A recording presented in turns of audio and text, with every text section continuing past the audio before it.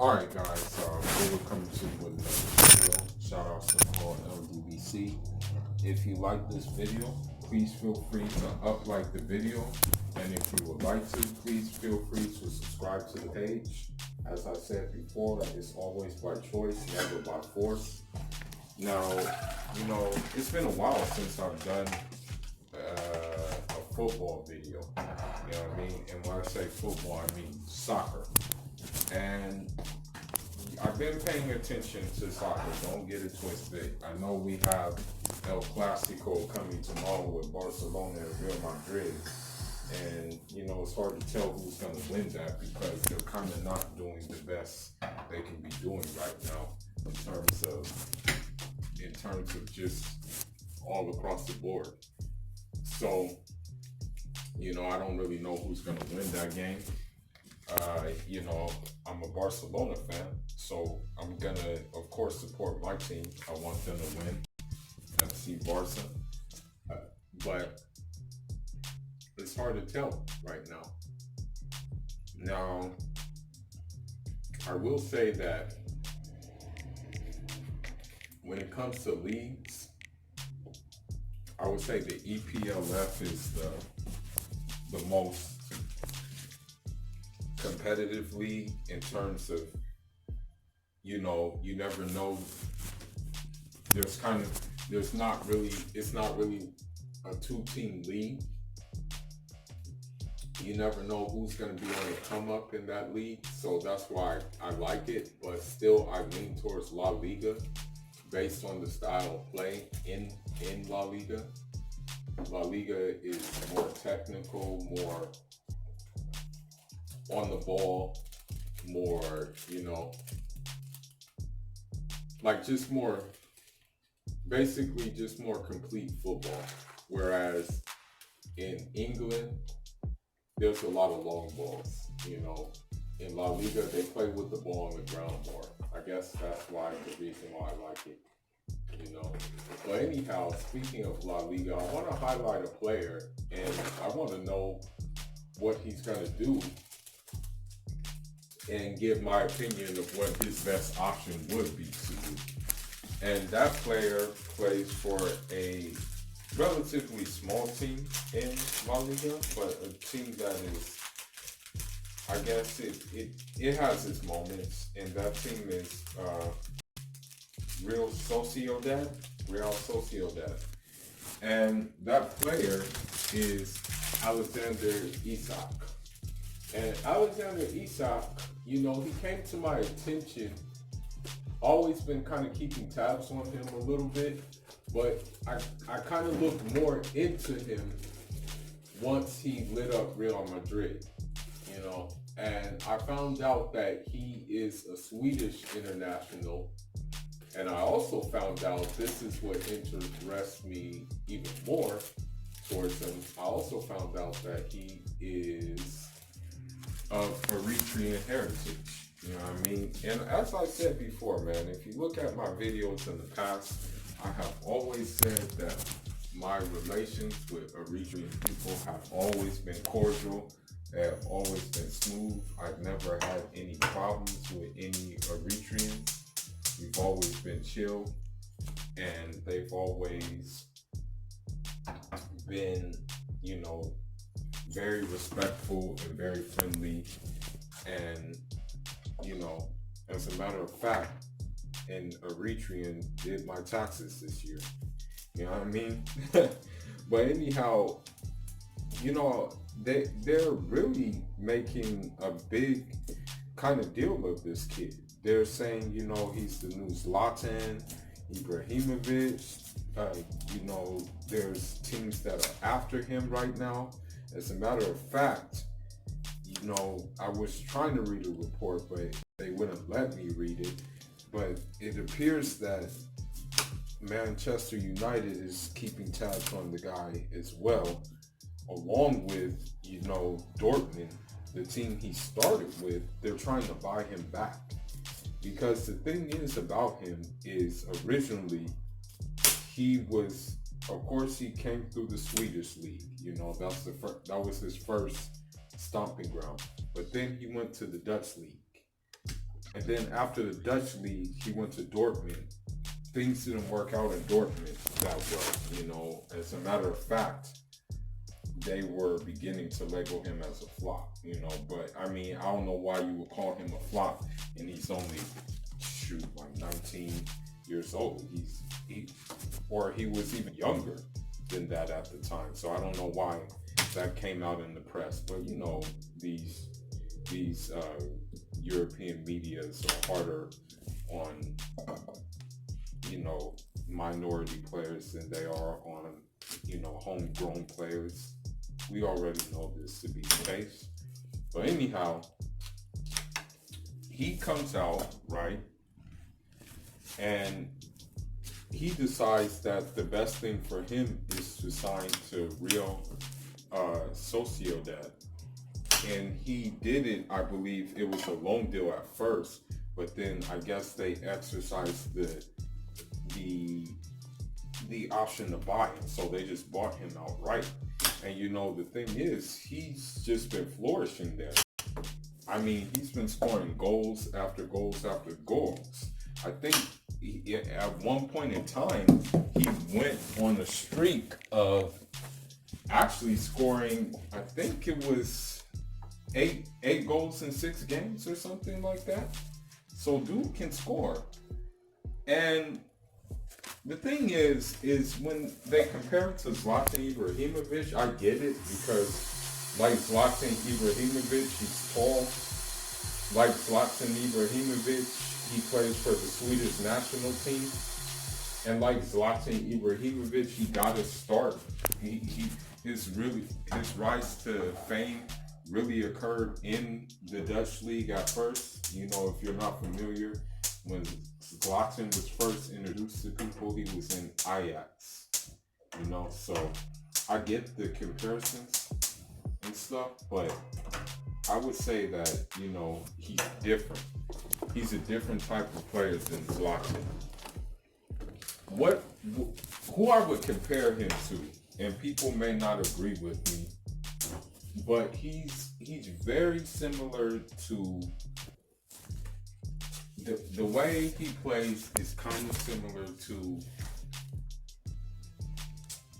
I want to say that his style of play reminds me of kind of like a Thierry Henry. And the reason why I say that is for the simple fact that he has pace. He has the burst of speed like Thierry Henry. And also one thing about him is, while Zlatan scored some crazy goals. I mean, Zlatan really scored goals that I was like, how in the hell did you do that crap? How did you do this? And what prompted you to even try to do it? You know what I mean? Zlatan scored those kind of goals. There's no denying that. But Isak, he's more of a dude who does his damage in the penalty area inside the box. And Thierry Henry was kind of the same way. But don't get it twisted, Thierry Henry scored some crazy goals too.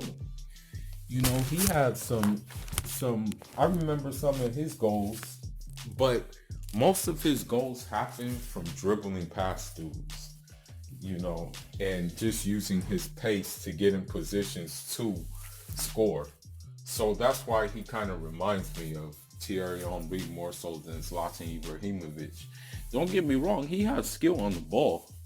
He is very skillful, this new guy, Isak. But I think he fits the mold of Henry more than Zlatan. Because Zlatan is still pretty tall, and although Isak is tall, I think the main difference between the two as well is the fact that Isak, he's less physical than Zlatan. His frame is more slender than Zlatan's is. So Zlatan used his big frame to hold up the ball. Especially, he would have his back to the goal at times. And Isak, I don't know if he's planning on building more muscle in order to do that. But right now, as it stands, he doesn't really have that going for him. So let's talk about what team would fit him best. We're hearing the rumors that Manchester United is interested. We're hearing the rumors that Real Madrid is interested. We're also hearing the rumors that Dortmund want to buy him back. We're also hearing rumors that Chelsea have now entered into the race as well. Me personally, though, I mean, the reason why I don't think he would fit at Barcelona is because Barcelona don't really buy classic number 9s, and this guy is a classic number 9. He definitely is a player who is, he's a striker. Don't get it wrong though. He can assist and he can help, he can build up play and things like that. But his main focus is goal scoring. So I don't think he would fit the Barcelona mold in regards to that. So a team that I think would be the best for him and that he would be able to flourish even more is, I think, if he went to a team like, I honestly would like to see him at Inter. Don't get it twisted though. Inter have Lukaku, but I think that would be a good 1-2 punch. The reason why I think that would be a good 1-2 punch is because with Lukaku, you will have the physical aspect of the strikers. And then when you have Isak, you have the technical abilities of a striker. So that will mean that Inter have both areas covered. Instead of, but don't get it twisted. Lukaku is doing the job, but I think that, if Inter really wanted to make a push at some silverware and getting back to where they were before, I think he would be a good purchase, honestly. Now, don't get it twisted. Serie A is very difficult to score goals in Serie A. It's a very defensive oriented league. But I think that he would be able to adjust to it, And I think that would make him a better player as well, because he'll understand that he has to now upgrade his skill to a higher level in order for that to go his way. But anyhow, man, that's all I got. I'm going to try to do more soccer videos more frequently. It's just that there's so many soccer things going on that you lose track of them. You feel me? But I will keep you guys updated with what I find. But most of my soccer content will probably have to do with the players of, the minority players, the players of African descent, because it's good. I always am happy to see them flourish, in these big European leagues. Because as I've said in previous videos, you have kind of like with Africans, we're kind of damned if we do and damned if we don't. Because if we were to depend on domestic leagues and whatnot, then we would be in a very, very bad position, because, African football is very corrupt. I'm just going to put it out there. And on the flip side, we go to European leagues, we earn more money, and we live a higher quality of life, which some Africans have used and put it back into their respective countries.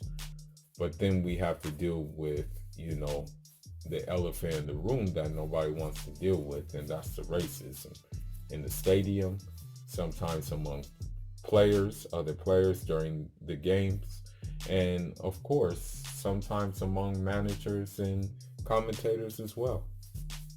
you know but anyhow, that's all I got for now. You guys leave your thoughts, let me know what you think of him, and let me know where you think he should go. That's all I got for now, guys. Foolish signing out. Njadam.